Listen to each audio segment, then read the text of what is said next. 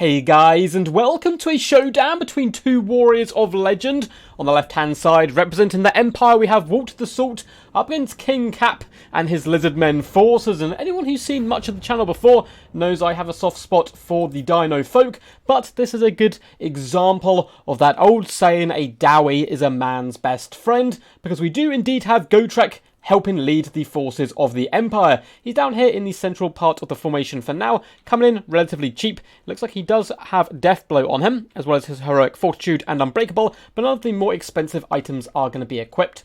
We have 2 units of War Wagons. I think War Wagons are very powerful in this matchup. It looks like 3, in fact, because they're good against the large dinos. They can also kite back against the cavalry, and if protected well, can do some really nice burst damage over the course of the battle.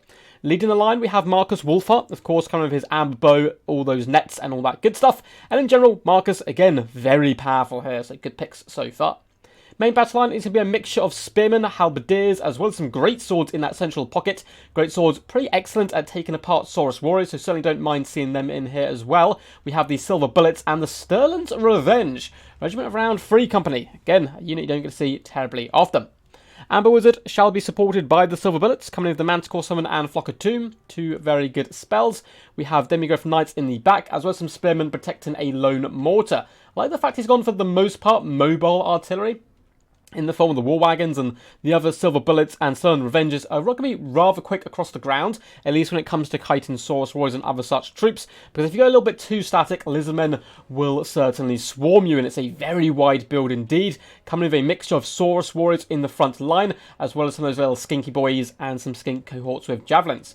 On one flank, we have some Cold One Spear Riders, accompanied by a unit of the basic Cold One Riders. And on the other side, we have a huge flank overload. 3 units of cavalry, 2 Cold One Riders, 1 Cold One Rider with a spear, as well as a Saurus Old Blood, coming in with Amulet of Itzel and the Horn of Kygor. Very powerful all round in this matchup. Now, I do prefer the Mighty Crocky G myself, but got to give him a little pat on the head here, a little rub on the neck, let him know I wish him well in the battles to come. We have a Skink Priest coming in with his own Flock of Doom and Manticore, trying to mirror the Empire player there. But again, probably the most competitive spells from that lore of magic. Marcus Wolfhart has now been spotted as he rolls up, trying to get some early pressure, probably on the Skink Priest. Wouldn't be a bad idea whatsoever. War Wagons as well do venture towards the Lizardman front line, looking to get some free damage, and they indeed are going after that little Skink Priest. A big shot comes in by Marcus, taking a third of his health off with 1 shot. Beautiful shot there coming in by the Master Huntsman. He's going to continue to fire in and start to kite back at the same time. Likewise, the War Wagons are going to be working in this skirmish phase, drawing the enemy back towards the spear and halberd wall of the Empire forces. Greatsword's getting a little aggressive as well, pushing up nice and forward away from his artillery pieces, which is a good way to play. You want to keep the battle as far away as possible from such weaponry. 2 Manticore summons going down, 1 from either side. The Manticals, as we've actually started to dub them recently on live streams, shall be going to war up against each other, and it's going to be actually, they may go after each other's castles, wouldn't be the worst idea in the world. Great Swords getting ready to tussle with those Saurus warriors who have taken quite a beating on the way in. They are going to be getting the charge here. Great Swords start to slice and dice as the battle does get underway, and the Saurus certainly not going to be faring too well there. Across the battle line, though, Lizardmen forces should be doing a bit better, driving their way through halberds and spearmen, and we'll get some nice flanking pressure as well coming in from the Lizardmen. They need to be quite quick, though, to whip around, charge in the rear of this front line, as well as shut down the mortar pressure in the back side. 1 Manticore does go after Marcus Wolfhart, but he's a slippery devil, should be able to escape if there's some good micro there. And on the other side, that Skink Priest isn't taking too much damage from the Pharaoh Manticore. Most of that HP damage was initially done by Marcus. Now, 2 Saurus are being stuck to 1 unit of halberds. The Lizardman player needs to whip 1 up and around, or disengage 1 unit and rear charge this unit of spearmen, breaking that pocket of resistance for the Empire, allowing more units to flood into the back line, because he needs to shut down the Sterling's Revenge as well as those Silver Bullets. As you can see, the huge damage they're doing on one of those units of Cold One Riders. Nice flank overload, more Cold Ones are starting to pop in, but that pesky Hunter's Snare does indeed pop. And now the War Wagons as well as the ranged troops can really unload the lead on these Cold One Riders, and they're taking pretty huge damage here. Though the net doesn't last too long and they are free once more, Lizardman player needs to notice this and very quickly start giving attack orders once more. Demigryph Knights in the front line are able to cycle charge down some Skink cohorts and Saurus warriors, helping protect those great swords who are now taking considerable damage from the Skink cohorts of javelins, one of the most cost-effective units in the game. They're so good.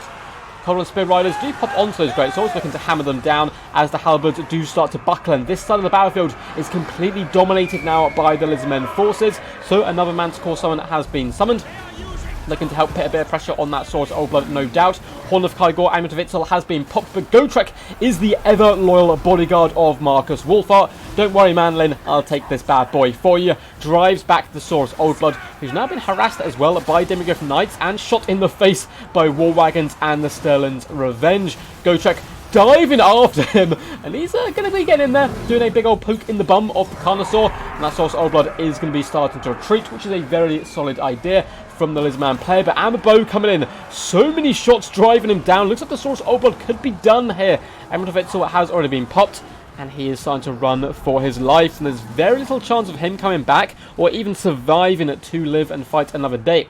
So bullets have been terrified off. The Cold One Riders have managed now to do a pretty decent surround on the majority of the remaining Empire forces, but it did cost them the Saurus Old Blood as Gotrek was floating out to that side, helping deal with him. The Empire Fair Manticore is nearly done for. The poor little Skink Priest had to summon his quite a long way away, perhaps worried he wouldn't be able to make it back into the fight. So that Manticore is going to be floating over. Probably wants to start either helping take down these Demigryph Knights or pop on some of the ranged troops or characters. War Wagons are firing into Skink cohorts, again not been getting too much value there, but they've done a good job so far. Want to switch targets onto these Cold One Riders who are trying to push their way through Gotrek and hop on top of the Revenge, who are doing a good job as well if they can get their teeth into them. More Cold Ones are terrified at the moment and forced off as the Demigryphs continue their reign of terror. Big fat Flock of Doom coming down on a huge amount of Saurus Warriors and Skinks here, getting some really beautiful value here out of that Amber Wizard. However, there's a lot of Lizardmen left on the battlefield. Balance power may be in favour slightly of the Empire forces, and that is also going to be it's probably going to be more in their favour once this Manticore does indeed dissipate and go back to their fell deep from whence it came, and that is just happening now. Balance power very heavy in the favour of the Empire. But we have a lot of Skinks here who can push into the back line. That spear wall isn't going to hold much longer. Demigryphs being forced back by the persistent pressure of double Cold One Spear Riders. Can certainly go toe-to-toe with the best of the best. However, the Sterling's Revenge once again are going to be able to freely fire into the enemy. There's nothing putting pressure on them apart from these Skink cohorts who are a little bit slow to the party. War Wagons, there's just simply nothing which can catch them. Lizardmen Cavalry, as a kind of rule of thumb, tends to be pretty slow unless you are buffing them up. Good play though by the Lizardman player, scrapping it out with the Silver Bullets being shut down by some Skink cohorts. Real nice scrappy play by him as the spear wall does start to break and run for its life. So Cold One Riders pushing in now onto the War Wagons. Going to be able to rip and tear them apart. You can see their HP dropping rapidly. Marcus Wolfart's in a bit of a scary position, but as has been the case throughout the majority of the battle, his ever-loyal Dawi friend Gotrek is here to help support up to 11 kills, and if he's nearby, Marcus Wolfart should be relatively safe.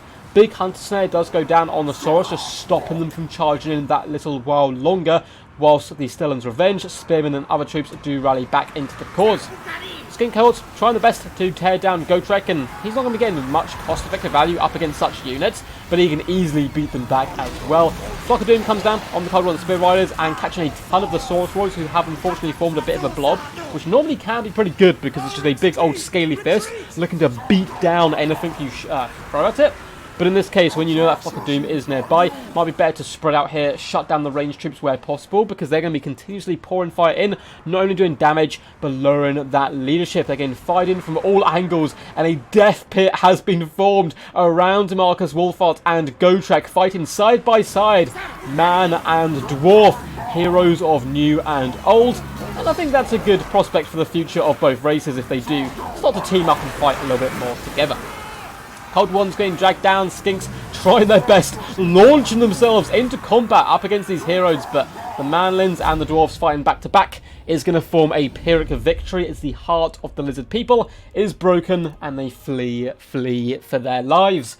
Well played to Walk the Salt as well as King Cap, two fantastic players, putting on a good show for us. And I actually really like both builds, particularly this Empire build. War Wagons are such a nuisance to deal with. I quite like rolling them with Karl Franz as well as a regrowth caster, and you can start to cause all kinds of chaos. But likewise, Marcus Wolfart got some good value, managed to take out some key targets, and as soon as that Saurus Old Blood was dealt with, all of a sudden the Empire player was certainly taking the initiative to the Lizardmen, who are kind of backpedaling a little bit. But likewise, going very wide with Saurus, very wide with Cavalry, and the Saurus Old Blood and Beastcaster is a fantastic idea up against the Empire and can work rather well. But due to some good nets and the unfortunate loss of the Saurus Old Blood, it ends up becoming a bit more of a struggle.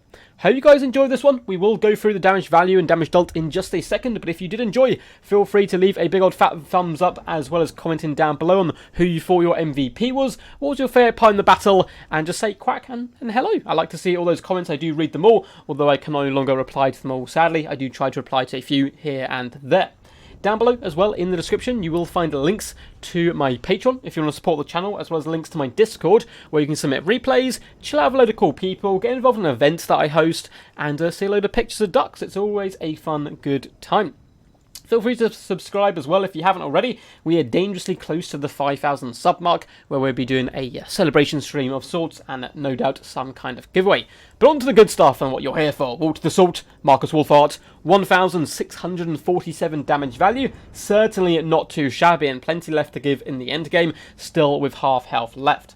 Likewise, the Amber Wizard maybe didn't get the most damage value, but those Flock of Dooms were quite nice in the end, just to slowly chip away at the huge number of Saurus, break their leadership as well, and the Manticle Summons are always quite useful.